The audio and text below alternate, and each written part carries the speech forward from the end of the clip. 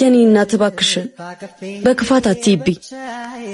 አንተ ልብ ላይ ያለው ሐሳብ እኔ ልብ ላይ የለም። ግን እኮ አሁን እሺ ብለሽ ነበር። እናቴ እባክሽን ተረጂኝ። እናቴን በቅርቡ ነው ሞት የነጠቀኝ። ኧረ ፈጣሪ ምን አድርጌ ሰው ይደርሰው ምት ፍቅር አይገባኝም። እናት ወይስ ፈጣሪ እንደዚህ ባይወደኝ? አንድ ቀን የራሴ የምትለው ሰው አይኔ እያየ ሲሞት አንተ እሱን ማዳን ሳትችል ስትቀር ያን ይገባል። ስለዚህ አታማር። እኔ አሁን የልብ ስብራት ነኝ። እባካችሁ ራስ ወዳድ አትሁኑ። አሁንም የመጣሁት ለእናትህ ብዬ ስለ አንቺ ምንም ሳላውቅ እንደወራ ያፈቀርኩት አንቺን ብቻ ነው።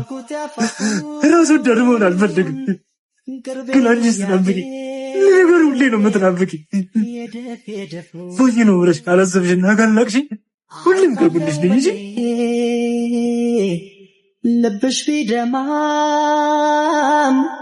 ይቅር ለእግዚአብሔር ማለት አይከፋም።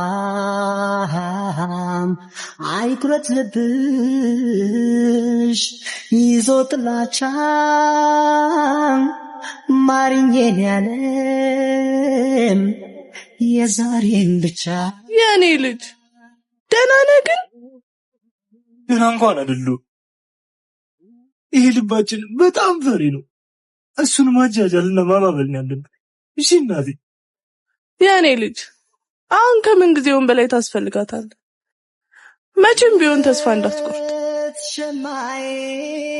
እሺ እናቴ። አሁን እሷ ጋር ሂድ እሺ።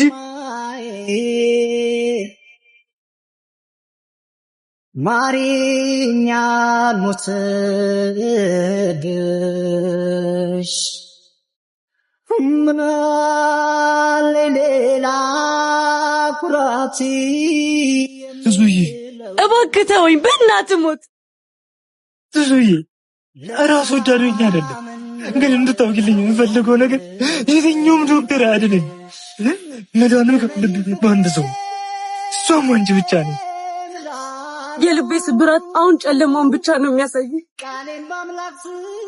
ብቻ ጸልይ። ንጹህ ልብ ነው ያለው። አንቺን ብቻ ስል ዘውትር ታምኜሽ ኖር። የኔ ሴት አንቺ ብቻ ነሽ የእናቴ ምትክ። ሁሌም ቢሆን ጸልይልሻለሁ ክፉ አይንካሽ። ዘውትር ታምኜሽ ኖራለሁ።